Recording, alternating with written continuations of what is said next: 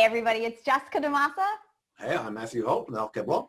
Welcome to the THCB Book Club. We are talking to leading authors who are creating provocative books about new things that are coming our way in health innovation, health technology, and healthcare. And so we are very excited to have our guest today.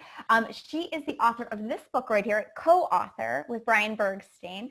The lady you are looking at down there is Ms. Jane Metcalfe. You may remember her from such fantastic work as Wired. She was the co-founder and former president of Wired, and she is currently the founder and CEO of a publication called NEO.LIFE, not to be confused with the book, but very closely related. We'll get into that in a second. And then in case you were curious, because she is a Renaissance woman, as you'll see when we get into what's going on in this book, she is also the former president of Cho Chocolate, which is on the Embarcadero in San Francisco. So Jane, how are you? It's a pleasure to have you with us. Thank you. It's delightful to be here. We are so excited to jump into this book. This thing is like truly, first of all, it's absolutely beautiful for those who have not seen it. It's like the reflection of this is awesome. It's like been living on my coffee table at home. And the inside of it is even more spectacular. I was just saying some of the artwork that you have in here needs to be turned into a poster series because it is absolutely spectacular. And the stories that go around it, even better. And I think Matthew, like if we, I'm just going to do artwork demos in the background while you're talking. Yeah, so you just keep showing us photos. So I have to tell you, the American Institute of Graphic Artists listed us as a winner in the 50 Covers, 50 Books series that they do each year. So we're super proud of that. My dear friend Jennifer Morlett was the designer of the book, and you know, she's in the Smithsonian, and Heather Dewey-Hadborg.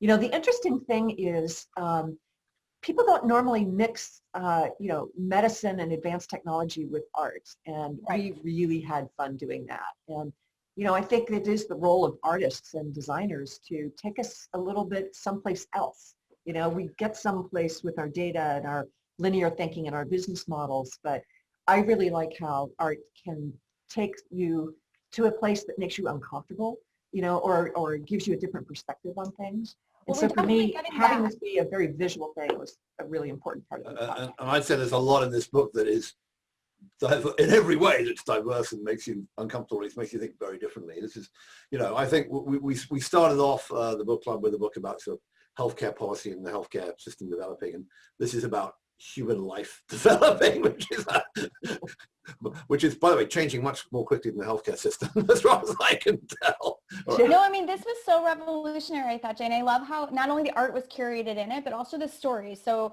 I should have said the full title of the book is NEO.LIFE, 25 Visions for the Future of Our Species. I wanted to make sure I got that right. But the 25 visions, the people that you talk to, I mean, all of them are providing a really just unique perspective on the potential of different types of biotechnology, specifically focused, I think, on gene editing. So I'm wondering if we could dive in there. Like, how did you come about building this book? Like, what was the motivation behind getting these 25 different visions together? And they are so diverse. I mean, I'm going to talk about that a little bit more later, but what prompted you to pull this together with Brian?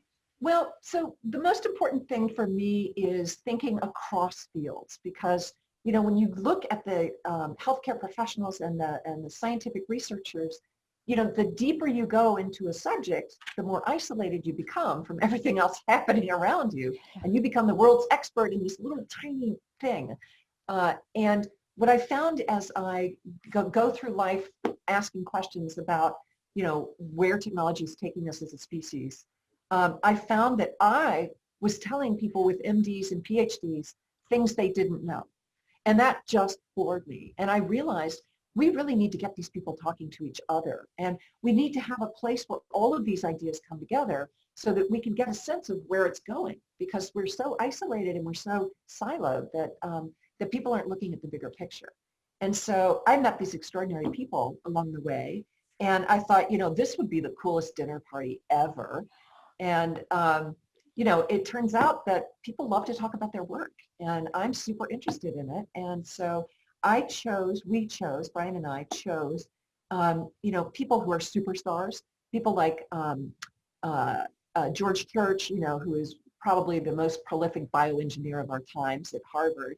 You know, David Eagleman, who is a neuroscientist and a host on PBS and the author of many, many crossover books that attract people who aren't just scientists, and then mix them with people like, Becky Lyon, who just graduated from art school, who is imagining what our future looks like with all sorts of biological materials being used for manufacturing. So it really was looking, yes, at genetics, but also neuroscience and longevity and the future of sex and death, and like, what does our biological future look like, and how is technology transforming it? And I just add that it's not just biology on this planet. There's a whole bunch of stuff about what happens in the future of the human race on other planets, and obviously we just had SpaceX and Elon Musk, and some of us may be joking that, well, we can't find intelligent life down here, maybe we should be looking it up there or what have you, and it's going to be a while before we have mass planetary movements. But I mean, if you think about it, there's a lot of stuff that's, these two movements are kind of coming together. What do you think about how actually you're absolutely right about that. In fact, just yesterday, so we have a newsletter, and we publish the newsletter on Thursdays, and yesterday we just published a story on this research on, they call them mousestronauts because there's always mice being sent into space, but they were doing studies on the loss of muscle mass and bone density, and they were able to tinker with myostatin, which is a gene that shuts off muscular development. So there is this weird dog that's super muscular, even though it should have stopped, and it's because the myostatin gene was knocked out, and the musculature kept growing until it looks kind of freakish. So they're toying around with that in mice to see if we can help the mice preserve their muscle mass and their bone density in space. And there was a successful 33-day experiment that just reported this week, using both a chemical that achieves the same thing and also gene editing. So that's really interesting. There's like 5 different genes. There's many. There's a gene for protection from radiation sickness. There's telomere shortening protections. There's ones for low body odor, which might be important when you travel in space. There's all sorts of different things to tinker with for space travel. might work on land as well, on Earth too. Yeah, right? Yeah, right. So I love, Jane, what you said about like a dinner party, because as I'm reading this, I was thinking to myself, like, this would be a fun dinner party game, because the chapters are really short. Like, some of them are just a page. I think the longest one was maybe like 4 pages, and it was an interview, so it read along really quickly. And I'm thinking to myself, like, I almost want to give people like photocopies of this, like, or give them the book, like, here, read this, and we're going to talk about this at the table. If you were to pick, actually, it's a really good point. Each chapter could be a different conversation for it really could, because there's a lot of not only like the cool sciencey stuff to talk about, but then it's like there's a lot of like considerations beyond that. Like, so for example, like one of the ones that I liked the most was actually 6 things to consider when designing your child. So it was Danny Hill's piece, and I was expecting it to be one thing when I started reading it, like, oh, picking eye color, but no, it gets really into like, do you want your child to have a tail or wings? That could be problematic. They can fly away from you. Like, what kind of skin do you want them to have? Don't pick like, what pop culture will tell you is beautiful in terms of the color of the striping of the scales of your baby. Like, it was really thought-provoking and very like tongue-in-cheek funny, but then it made you, think of a lot of other questions, because it also talked about, what kind of personality you would want your child to have. Like, do you want them to be, and where on the spectrum do you want them to be if it's like 2 opposite things? If they're, spontaneous, but then they're very much like strategic, like, where do you want them to be on that? So I thought it opened up a lot of not only thinking in terms of like, the fun aspect of it, but also some of the unintended consequences that could come from some of this stuff is just very thought-provoking in that regard. Yeah, I'd actually say the companion piece with David Eagleman's piece, which is the children you could have produced instead, which essentially says the more choice we give you, the more unhappy you're going to be. It works with ice cream, apparently. I don't know if it's true or not. I probably would like a choice of ice cream sometimes, but so long as I can pick the one I want, right? But they said, it said embryo number 5 that you actually did have is having a meltdown and a tantrum and throwing stuff, and you're going, God, I wish I'd picked number 3 instead. Every parent has that moment, even though, So Jane, I'm curious, like, in the book, or like, give us some of your favorites. There's 25 of them. You can't say they're all your children. You love them all. Like, is there any one of them that you found to be just really blew your mind when you read the piece, that came back maybe as unexpected when you got it, or, you know, anything that you were like, you read this and you were like, oh crap, I am so scared now. Like this was, you know, something that blew your mind and made you more like, ooh, this could take a turn for the worse. I mean, give us some of your feelings about some of the stories in the book. Well, so I have to say that the first piece that came in was Hanu Rajanini's.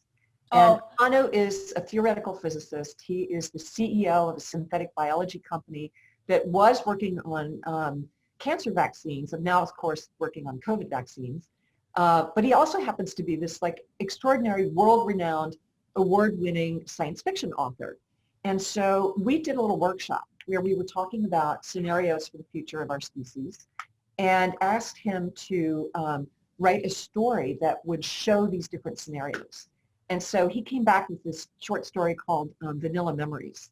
And in it, a child is edited in utero, or not in utero, but in a petri dish, basically, before implantation, because she has a risk of beta thalassemia, which is a super painful, chronic, debilitating disease. And so her parents make that choice. And then it talks about all the things that ensue from that.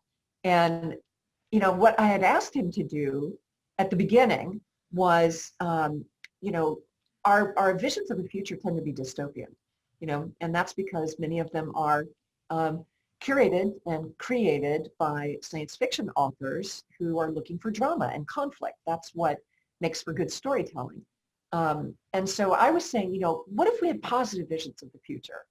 And Hanu and I totally resonated along that, and I think he took that to heart. But when he came back and we published the story, I mailed it out to my newsletter subscribers, and within a second, the first one came back and said, oh my God, if this is our future, I don't want any part of it. Oh, no. And so it was super interesting to me because there were aspects of it which were very attractive and appealing and intriguing. And then there were aspects that really made you go, oh my God, this is exactly what's going to happen.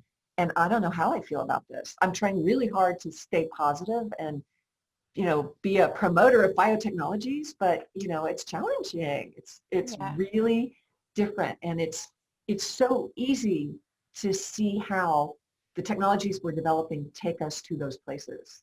And so for me, that one is the one that really stands out the most because it isn't just the scientist talking about, you know, her work and where it's going, but it's sewing it all together into how we'll live with these technologies. So that one is a real standout for me. Yeah. Yeah.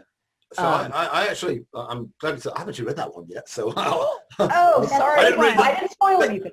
This is not a book you read cover to cover, but I think you know you should start with two things and ask you about the latter one. The one you wrote, which is kind of the not a manifesto. You said we need a manifesto for thinking about this stuff, but the sort of the principles of the group. You actually brought, I don't know how many of this group actually came together in one place, but you had a meeting. Yeah, pre-COVID, it was great. Did all in 2019, remember we just got a meeting to get on planes and right. We remember that, yeah. But and then you know George Church's interview, which is the first one, has got like 17 mind-blowing concepts. So the one that really one of the ones that really grabbed me, and he talks about space travel and whatever, was the idea that he himself said he has OCD and you know dyslexia and a bunch of narcolepsy. I mean, narcolepsy was the other one. He had a bunch of symptoms which might get designed out if you're doing it. But then he said some of that stuff's really helpful, and you hear about people with Asperger's who are really, you know, or who are really good. And then he started thinking, well, maybe I could switch on my Asperger's or my OCD, you know, when I really need to do some work or whatever, and then I can switch it off later. And you start thinking about, you know, do we kind of design, you know, we're kind of trying to get that with. And then he talked about people in the middle of the bell curve who are not, you know, he wants to have more oddballs and more, maybe people in the middle of the bell curve, people are microdosing LSD or whatever, or mushrooms, so, you know, which is the new trendy thing to do, are now trying to escape the bell curve, you know, trying to be there were some really amazing concepts in how human performance might change. And I think about this because in a little way, you're now seeing all these Silicon Valley companies arrive both in the kind of mental health, standard mental health world that we and Jane Metcalfe talk about a lot, you know, where we're going to get you a psychologist and a coach and what have you, but also we're going to get you a performance coach and then treat you like an athlete and or you have a life coach or whatever. And this is like a little adjustment. Now we're going to turn this up and turn that up, and you're going to play these mental games and do this mental work, and now we're going to do some genetic stuff to you or some pharmacological stuff to you. You can see this is starting to be here already. And so I want you to try and combine two things. One is that concept, but also with your sort of manifesto you put together. And then the last thing is, how close is all this? I mean, how much of this is science fiction? How much of this is pretty close? So those are all really interesting thoughts, and I think a lot about how to be better. I mean, I think we all want to be better, right? We all want to hack ourselves. We want to be smarter. We want to be healthier, stronger. We want to look better. Everybody wants to sleep better. Everybody wants better digestion. And it's this innate desire to improve ourselves, which this is really tapping into. And, the reality is this research is not designed for people like us, for the most part. They're dealing with people who are struggling with disease and, who were born with certain conditions or who have developed diseases throughout their lifespan. And so, if you look at sequencing genomes, right, we're a lot less interested in getting your genome or mine or Jessica's because, thank you, we have a lot of, Western European white people genomes. What we need are people who have like the weird extreme condition, or people who are other ethnicities, other races, other geographies, and so forth, other cultures. So I think that's one of the things that we try to think about is, are we bringing people to a baseline of health? So people who are otherly abled or ill, are we just bringing them to baseline? And if so, what's baseline, right? Because there's a huge spread of what's considered normal among Homo sapiens. And then what would be considered enhancement, right? So, I might have to be enhanced in order to be as smart as George Church, right? I might need some kind of a neuroprosthetic or I might need an injection of, some kind of neuroatypical injection, to get me to think outside the box like he does. Or are we talking about enhancing people in ways that aren't currently found in nature in our species? So it's super interesting to think about all of these. What can we do today? Well, I mean, there's a very small percentage of babies that are born through IVF. In the United States, it's less than 4%. I think that's about the highest rate that you would find in like Scandinavian countries, for instance. But, more and more people are choosing to freeze eggs and freeze embryos. And as you do that, why would you not do a pre-implantation genetic screening of those frozen embryos to choose the one that's most likely to be what you want or what you expect? Will you choose a child that might have mental illness? Because maybe that comes along with, the opportunity to be more brilliant. And so what are the trade-offs that we want to make? At the moment, you can choose whichever embryo you want for whichever reason.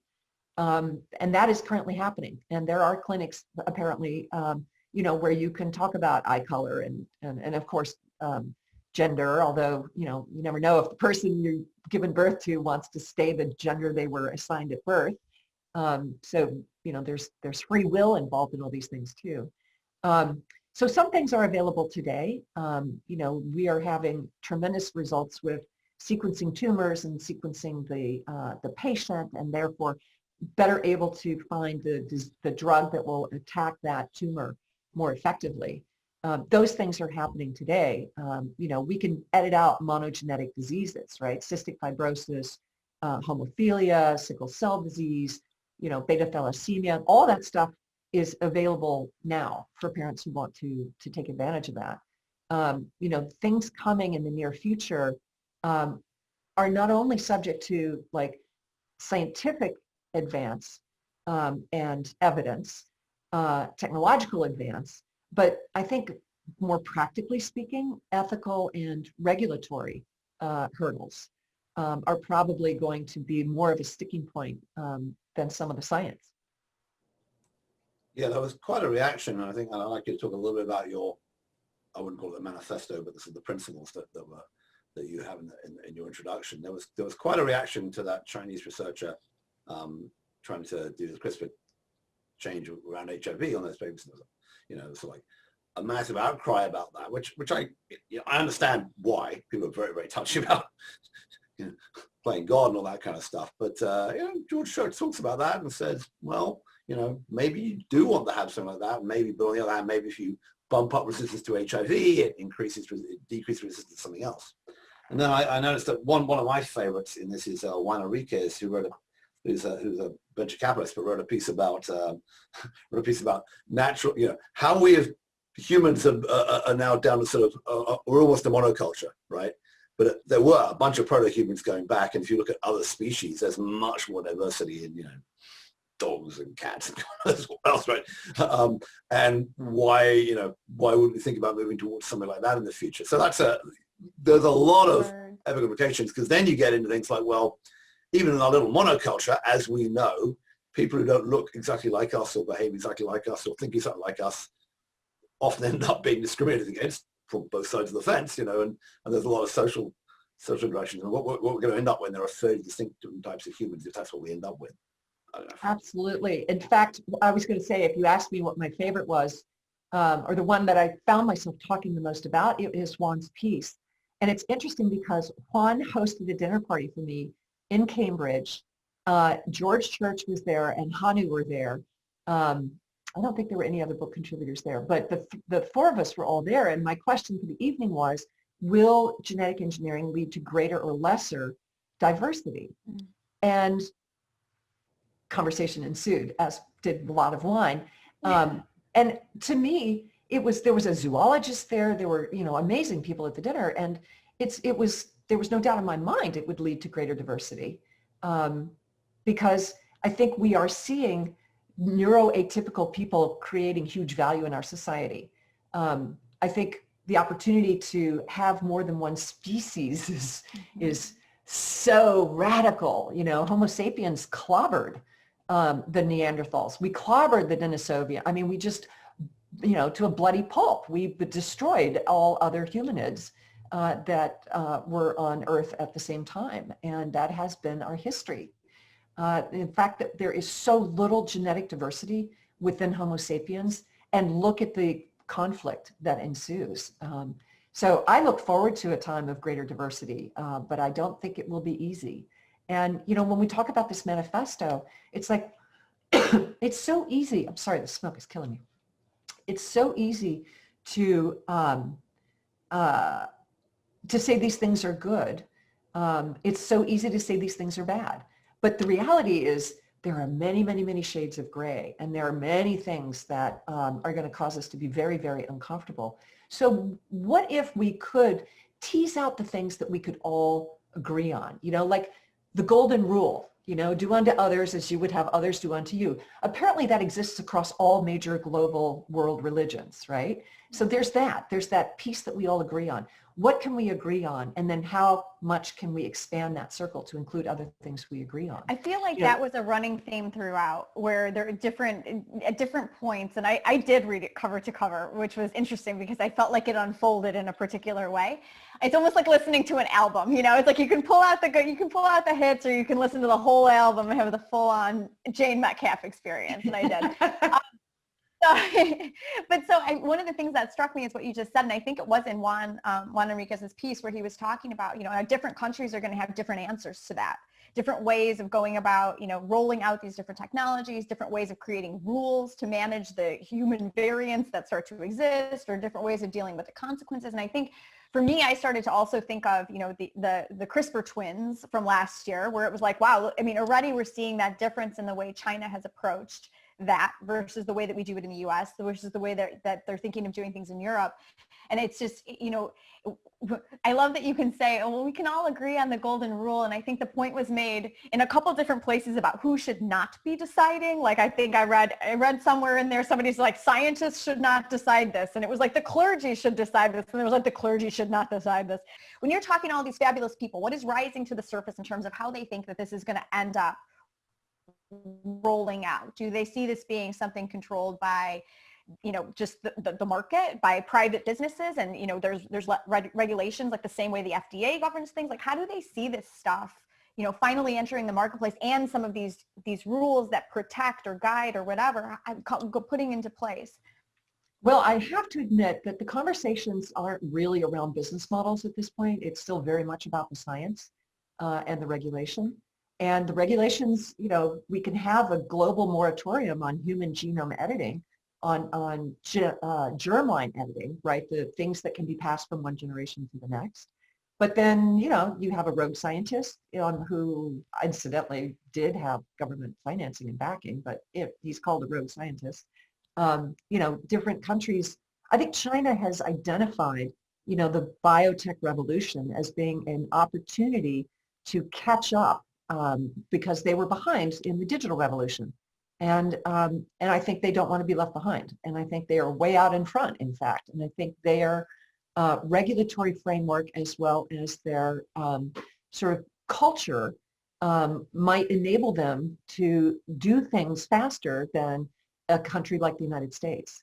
And so what's interesting is when you start talking about this as a national interest, as a security threat, right? The fact that American companies have been sending so many American genomes over to China for faster, cheaper processing in their sequencing, that's been identified as one of the major threats to our national security.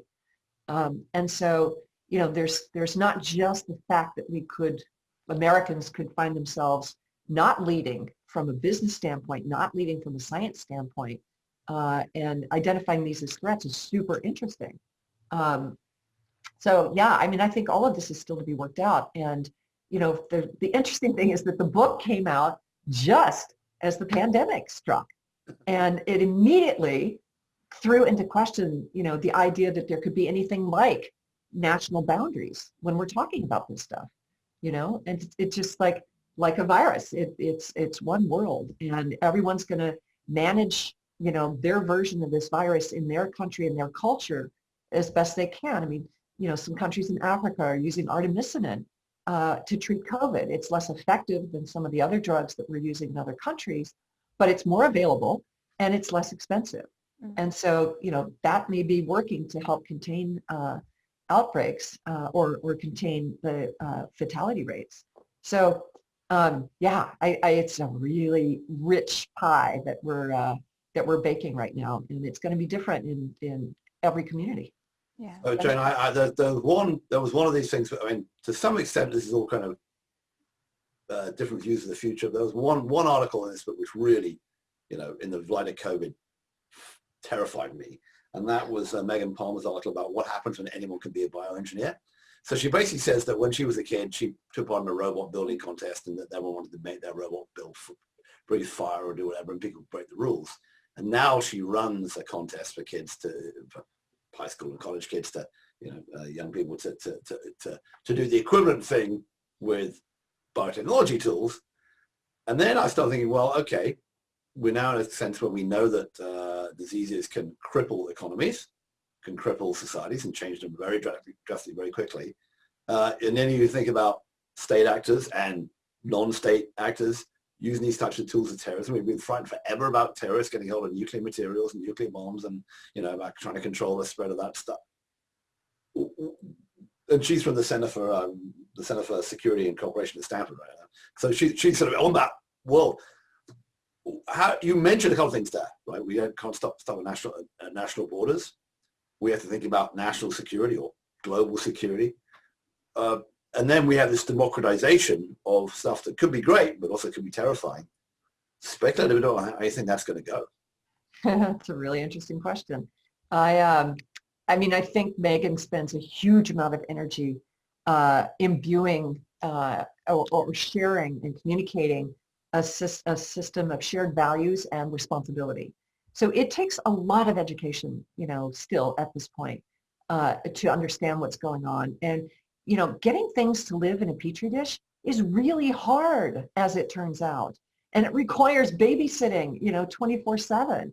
And so at the moment, these things are more miracles when they do happen than inevitable things like, the crazy thing that escaped from the lab and ate New York and whatever.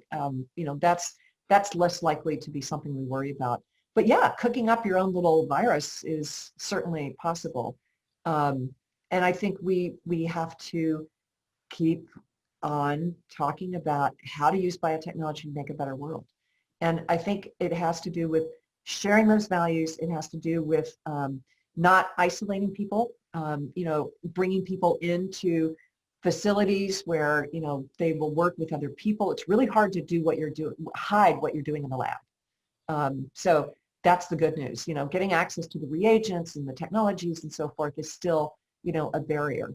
And hopefully, we can work faster than the positive forces for improving our world can work faster than the isolating and alienating forces that would lead someone to want to do something like that.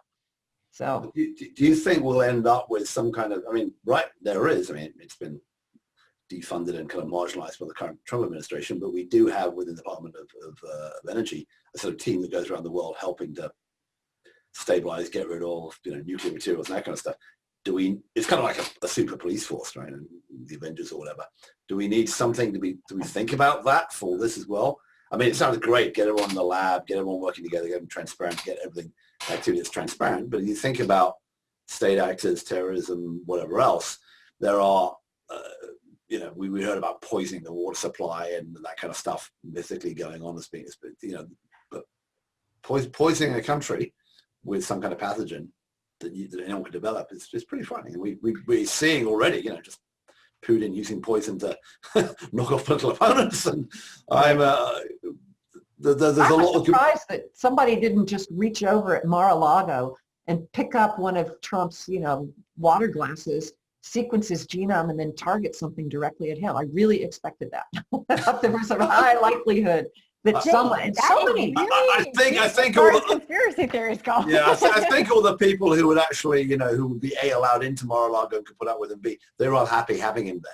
It's the people who want to get rid of him probably wouldn't think about doing that, but then, yeah. No, I just think that's an avenue which came to me out of this book.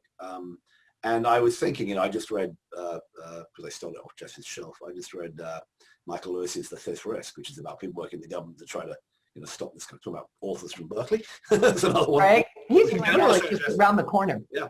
I was thinking about, basically what that book is about is all the people who are working behind the scenes in the government agencies to stop bad stuff happening, right?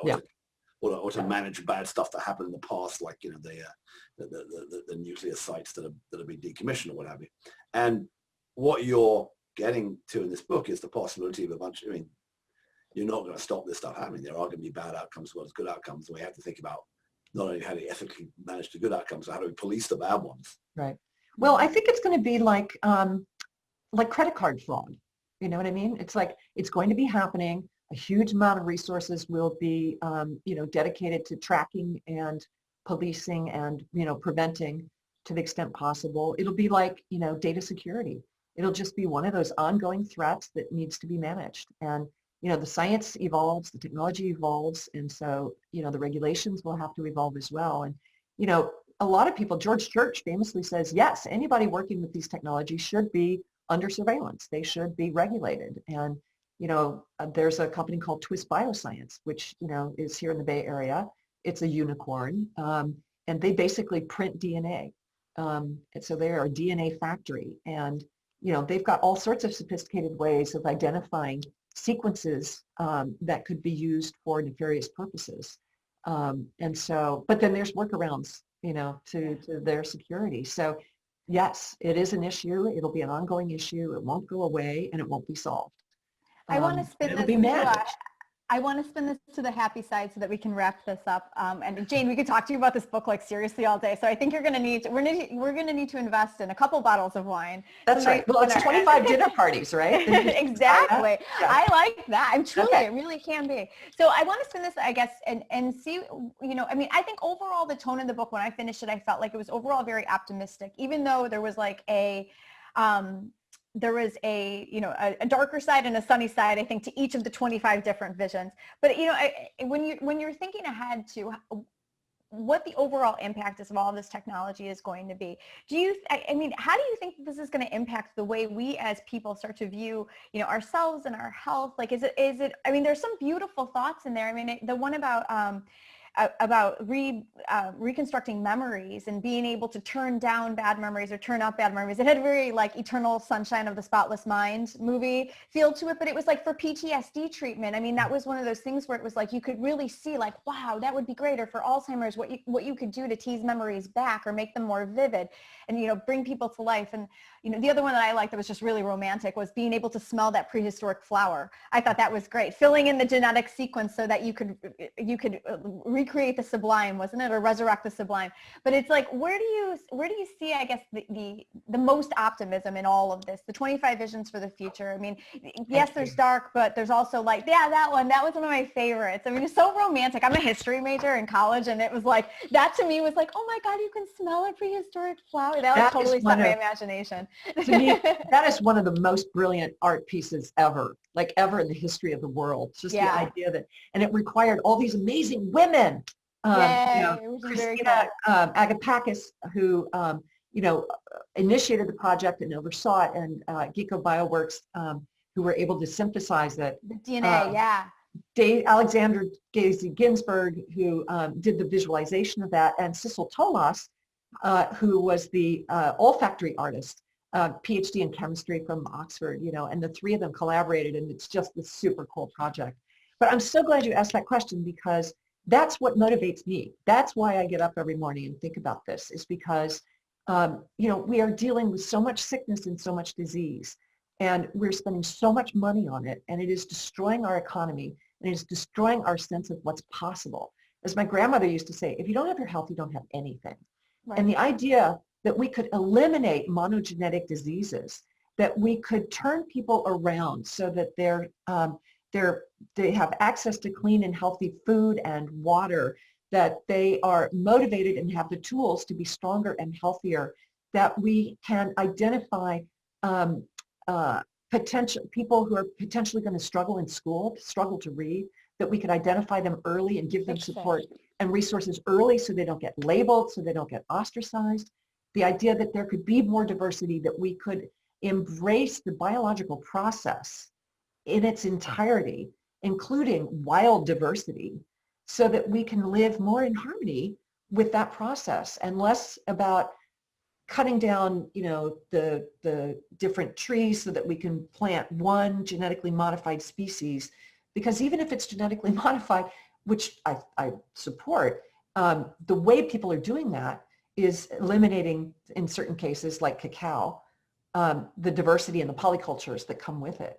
And so just recognizing that we are biological species, that we don't just live in our brains. It isn't just about robotics and artificial intelligence, which is what we get obsessed about here in the Bay Area. It's like we are instantiated here. We are flesh and blood, and we've been here for a long time, and we will continue to be here. But we're going to look really different. And so, you know, why don't we become more part of nature, the sort of, you know, unique Homo sapiens is the top of the food chain and lord of all, you know, the planet, is flawed thinking, you know, just like Earth is not the center of the universe. And I think the sooner we understand that and work better in cahoots with nature and biology, I think we can save a lot of money.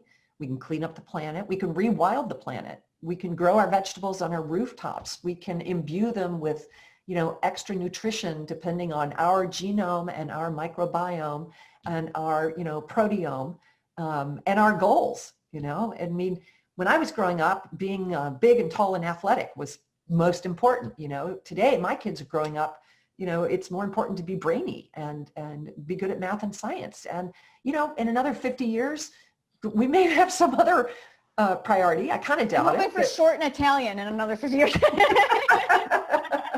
Exactly.